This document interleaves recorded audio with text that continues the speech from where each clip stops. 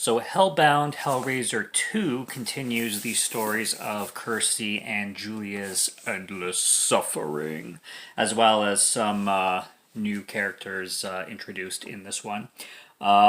This definitely recaps the first movie, I'd say really well. Definitely in like a TV style. I wouldn't say these films feel made for TV, but they certainly seem part of part of a series. Obviously, they are part of like they seem episode-ish, and in the way they play out. And like I said, you get like a full minute long recap of the first movie. There's a lot of recaps throughout this film too, so you can even watch Hellbound Hellraiser 2 first before you watch the first film, technically, and still like kind of catch on and understand everything that's going on. And even if you watch the first movie like I did, and then watch this one, there's still going to be parts of it and aspects of it that confuse the fuck out of me and probably will confuse the fuck out of some other people as well. This one amps up the stakes a lot, especially in like the mean spiritedness of this franchise and the gore and like the disturbing elements of this franchise. This film is packed with probably, from what I can remember and remember from watching this franchise before, the most disturbing and the most mean spirited scenes in the franchise. Like this film definitely holds a lot of them. The whole "I am in hell, help me" scene, which I'm pretty sure that's supposed to be Kirsty's dad. It's hard to tell which character's which when they're skinless and when they're just like mummified, kind of red, bloody figures, because they all look the same. They all have like just bald scalps and everything, and they all look the same. The only way that I could tell Julia was Julia when she's skinless was because of her breasts. But like I said, the characters when they're skinless all pretty much look the same. We get a little bit of Pinhead's origins in this one as well, which I know they continue a lot more of that in the third film, but obviously I'll be discussing that then. What we have going on here is Kirsty is in the hospital, and there's this doctor named Dr. Chenard that works at the hospital that is really into the Pinhead lore and the puzzle box, and he's definitely wrapped up into that whole hell world with the pain and pleasure and Cenobites and all that. He at his home, we figure out that he's basically been researching the hell out of this lore kind of thing, and he has access to the mattress from the first movie that Julia died on. So because Julia died on this mattress, it basically was her kind of portal in and out of hell.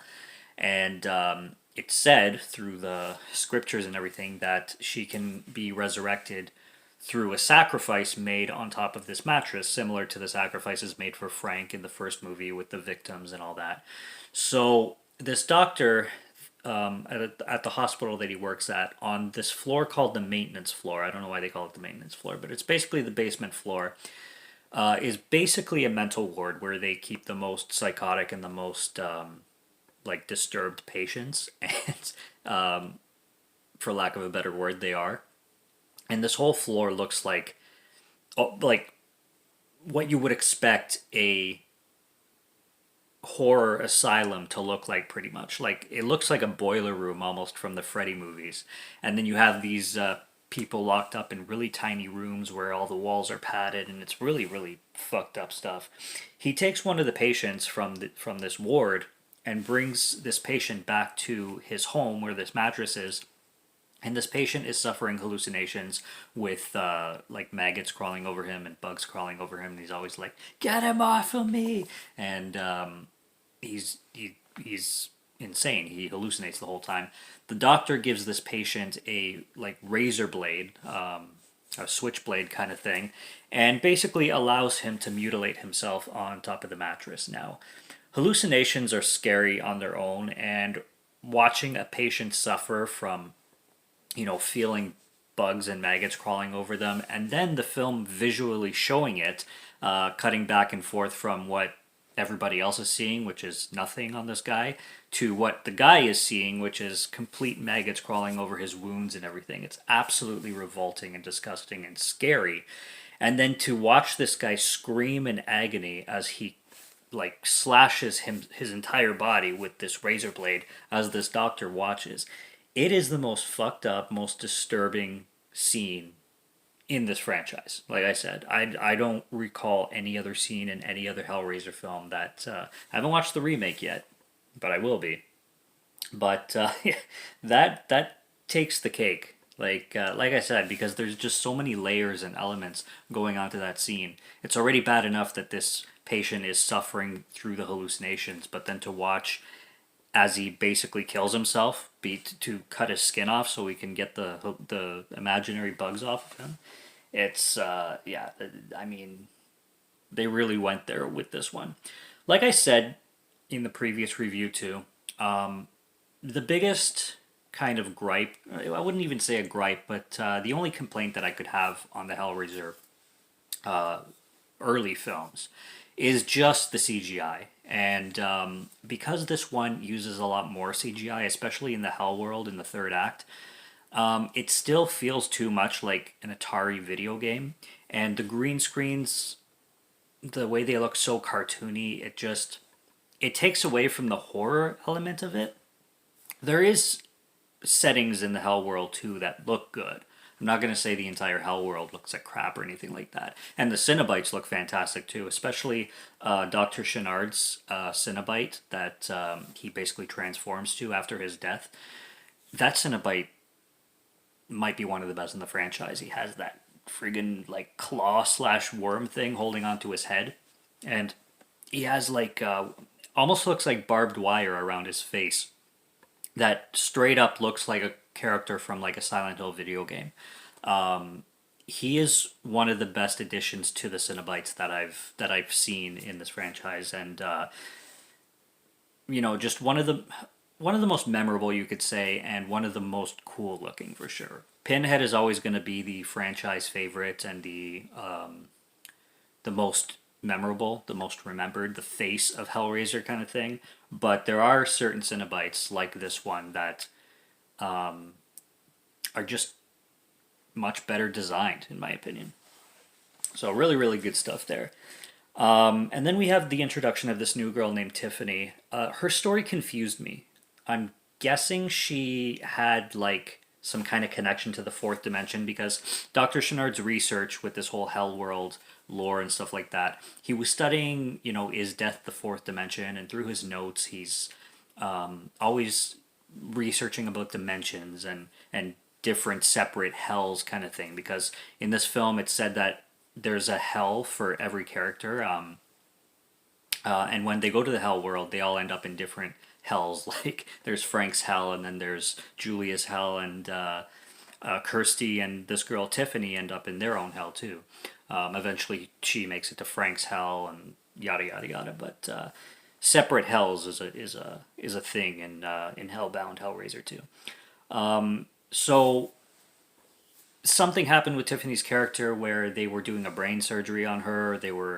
Because there's a scene where she has like EEG machines attached to her head and everything. Tiffany was like obsessed with puzzles, and her mother was getting afraid for her. And they do this in flashbacks, but they really didn't flesh out the story, so I was left kind of confused with Tiffany's story. I love the addition of Tiffany. Tiffany actually reminds me, the actress, I mean, very much of Patricia Arquette in her really early roles, like Nightmare on Elm Street Part 3. I just wish they went a little bit further into her backstory kind of thing, because it did leave me a little bit confused at the end.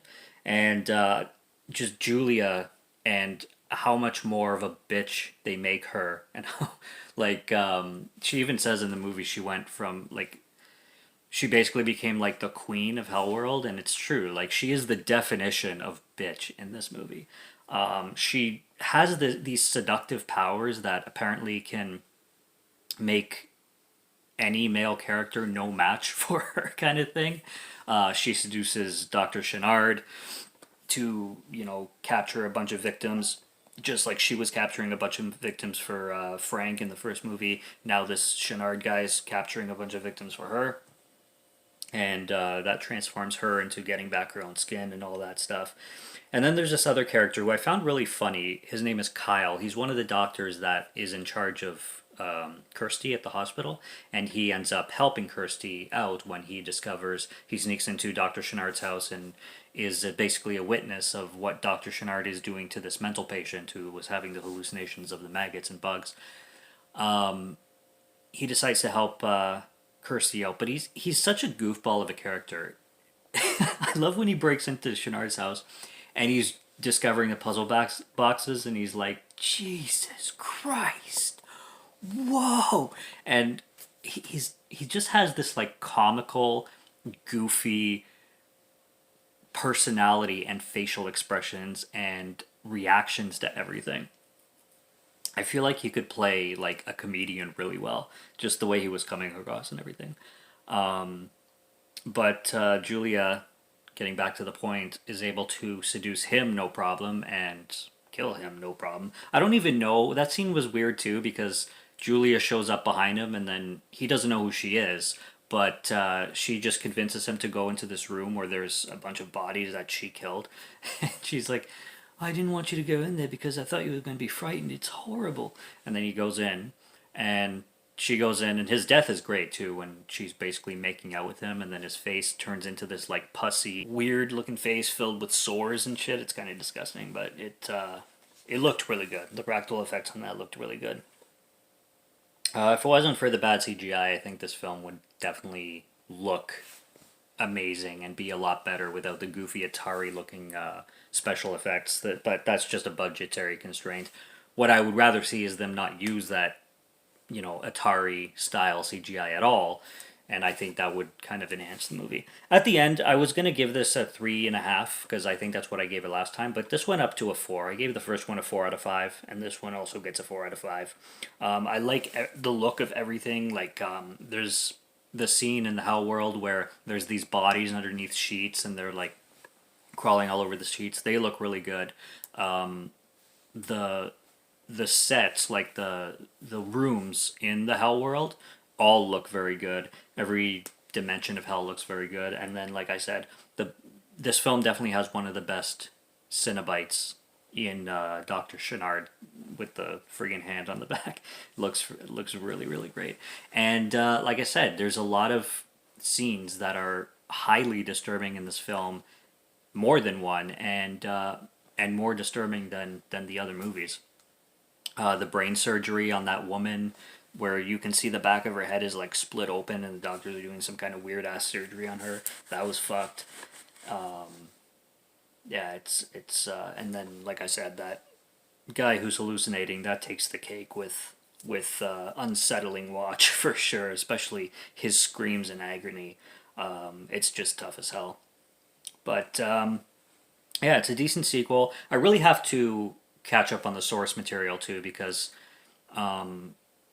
in certain parts of the movie, like, it doesn't do the best job in explaining lores and stuff like that. Sometimes, like I said, with Tiffany's backstory, and I don't know why Kirsty also decided to wear Julia's skin at the end of the movie, because it kind of served no purpose.